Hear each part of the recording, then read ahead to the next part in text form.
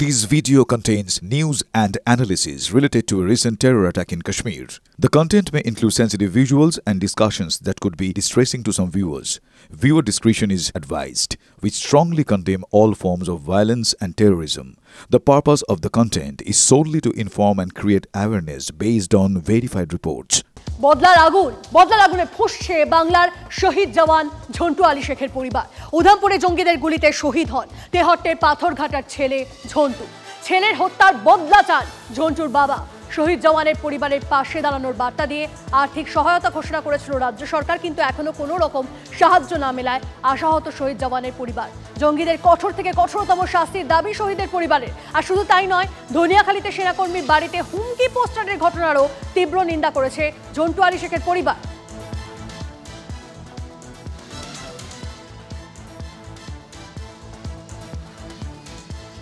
এই মুহূর্তে তেহট্টে শহীদ জওয়ানের স্মৃতিতে তার উদ্দেশ্যে এক স্মরণ সভা, সেখানে এই মুহূর্তে গিয়ে পৌঁছেছেন বিরোধী দলনেতা শুভেন্দু অধিকারী। দেশ আমাদের কাছে প্রথম, এবং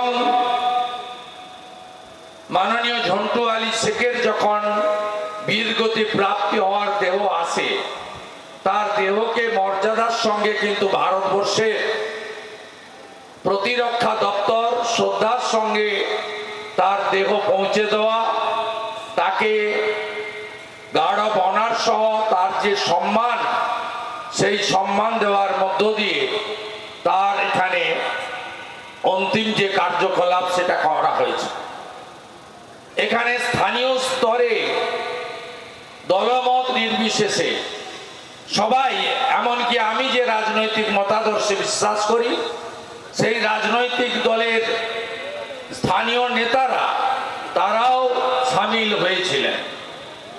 আমিও আসতাম, আমি যেহেতু মুর্শিদাবাদের ধুলিয়ান শামশেরগঞ্জ এলাকায় আমি ছিলাম, আমি সেই কারণে সেদিন আসতে পারিনি। আমি অত্যন্ত খুশি যে তেহট্টের নাগরিক বৃন্দ আজকে এই কর্মসূচির আয়োজন করেছেন।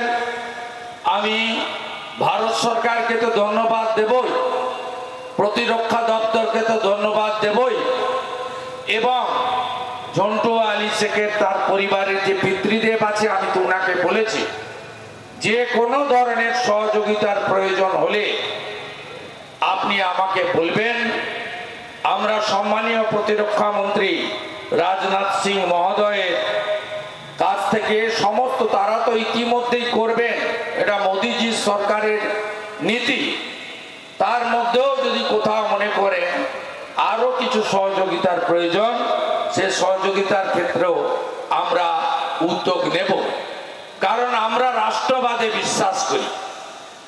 আমরা রাষ্ট্রবাদের জন্য যারা আত্মবলিদান দেবেন, যারা প্রাণ দেবেন, যারা কৃচ্ছ সাধন করবেন, যারা ত্যাগ করবেন, তাদের সাথে আমরা নিশ্চিতভাবে থাকি।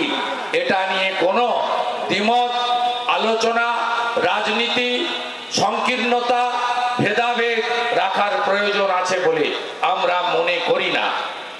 আমি ব্যক্তিগতভাবে যে পরিবার থেকে এসেছি, সেই পরিবারের বিপিন অধিকারী মহোদয় স্বাধীনতা সংগ্রামী ছিলেন।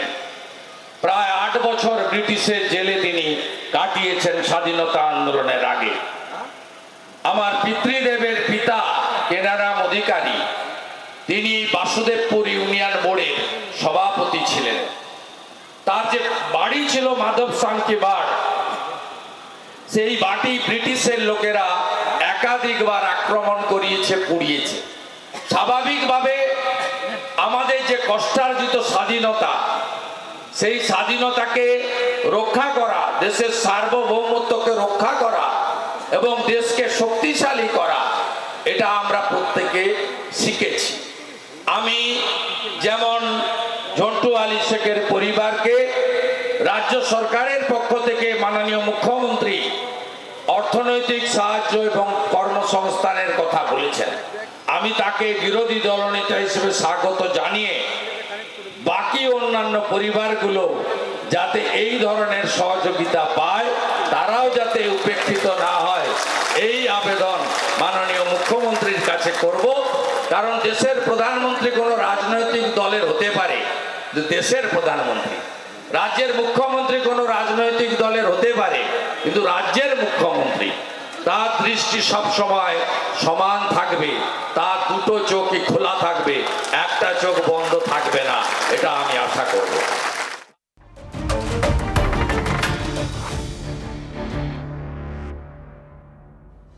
আমাদের হাতে সময় কম, লক্ষ্য অনেক বড়। ভারত পাক টেনশনের আবহে ইঙ্গিতপূর্ণ মন্তব্য প্রধানমন্ত্রী। বিকশিত ভারতের জন্য 25 বছরের লক্ষ্যমাত্রা, সামনে লক্ষ্য বড় হলেও হাতে সময় কম, মন্তব্য প্রধানমন্ত্রী। জাতীয় যুব সম্মেলনের মঞ্চ থেকে ইঙ্গিতপূর্ণ মন্তব্য মোদীর। हमने विकसित भारत के लक्ष्य के लिए अगले 25 वर्षों की समय सीमा तय की है। हमारे पास समय सीमित है, लक्ष्य बड़े हैं और इसलिए ये जरूरी है कि हमारे आइडिया की प्रोटोटाइप से प्रोडक्ट तक की यात्रा भी कम से कम समय में पूरी हो। পহেলগাঁওয়ে হামলার প্রত্যাঘাতে কাল আরো বড় সিদ্ধান্ত। কাল দিল্লিতে প্রধানমন্ত্রীর নেতৃত্বে গুরুত্বপূর্ণ বৈঠক। কাল সকাল 11টায় সুরক্ষা বিষয়ে ক্যাবিনেট কমিটির বৈঠক। সুরক্ষা বিষয়ে ক্যাবিনেট কমিটির পর বৈঠক করবে সংসদ বিষয়ক মন্ত্রক, তারপর হবে কেন্দ্রীয় মন্ত্রিসভার বৈঠক।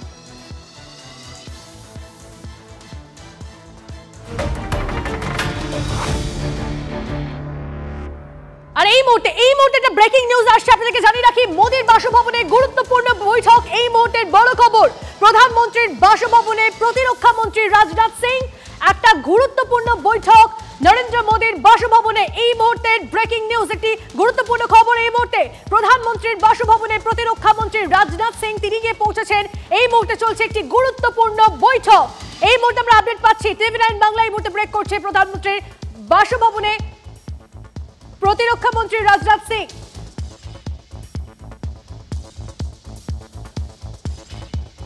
জাতীয় নিরাপত্তা উপদেষ্টা তিনি সেখানে উপস্থিত রয়েছেন। বৈঠকে রয়েছেন সিডিএস। আপনাদেরকে জানিয়ে রাখি, প্রতিরক্ষা মন্ত্রী রাজনাথ সিং তিনিও পৌঁছেছেন। গুরুত্বপূর্ণ বৈঠক নরেন্দ্র মোদীর বাসভবনে।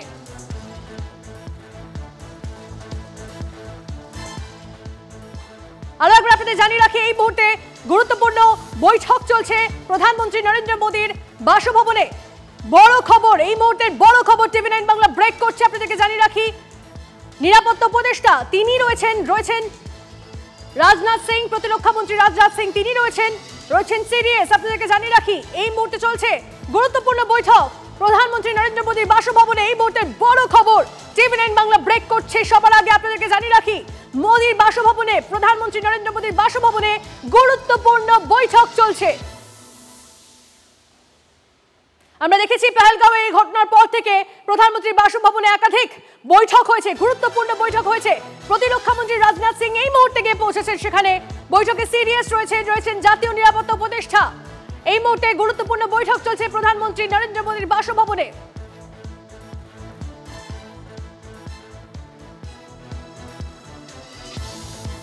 আরো একবার আপনাদের জানিয়ে রাখি, বড় খবর এই মুহূর্তের। প্রধানমন্ত্রী বাসভবনে প্রতিরক্ষা মন্ত্রী রাজনাথ সিং, বৈঠকে সিডিএস রয়েছে জাতীয় নিরাপত্তা উপদেষ্টা, 3 বাহিনীর প্রধান তারা উপস্থিত রয়েছেন। গুরুত্বপূর্ণ বৈঠক এই মুহূর্তে প্রধানমন্ত্রী বাসভবনে। দেখাচ্ছি আপনাদেরকে সেই ছবি, টিভি9 বাংলা এক্সক্লুসিভ ছবি, টিভি9 বাংলা এক্সক্লুসিভ খবর। আমাদের প্রতিনিধি সোমনাথ আমাদের সঙ্গে রয়েছেন। সোমনাথের থেকে এই বিষয়টা নিয়ে আরো ডিটেইলসে জানবো। সোমনাথ, দেখো, এই নিয়ে গত 5 দিনের মধ্যে 3 দিনে আমরা দেখতে পেলাম যে প্রধানমন্ত্রীর বাড়িতে উচ্চ পর্যায়ের নিরাপত্তা বৈঠক শুরু হয়েছে এবং এবং এবং এই মুহূর্তে যেটা জানা যাচ্ছে যে বৈঠকে রয়েছেন 3 বাহিনীর প্রধান, প্রতিরক্ষা মন্ত্রী, প্রধানমন্ত্রী এবং তার সঙ্গে নিরাপত্তা উপদেষ্টা এবং সিডিএস অর্থাৎ চিফ অফ আর্মি স্টাফ। আমরা গত পরশু দেখেছিলাম যে এই ধরনের একটি উচ্চ পর্যায়ের বৈঠক হয়েছিল এবং তার আগের দিন সেদিনও কিন্তু দেখেছিলাম যে এই ধরনের একটি উচ্চ পর্যায়ের বৈঠক হয়েছিল। সুতরাং এটা মনে করা যেতেই পারে যে পহেলগাঁও ঘটনার পরে সরকার কোনো একটা বড় সিদ্ধান্তকে কেন্দ্র করে এইভাবে ঘন ঘন রিভিউ মিটিং করছে এবং সম্ভবত কি নিয়ে বৈঠক হচ্ছে সেটা হয়তো আর কিছুদিনের মধ্যেই স্পষ্ট হবে। বেশ, অনেক ধন্যবাদ সোমনাথ। এই মুহূর্তে যে গুরুত্বপূর্ণ বৈঠক চলছে, সেই বৈঠক সাধারণভাবে একটা বড় কিছুর ইঙ্গিত দিচ্ছে। এই মুহূর্তে ছবি দেখাচ্ছে আপনাদের টিভি9 বাংলায়। মনির বাসভবনে চলছে গুরুত্বপূর্ণ বৈঠক।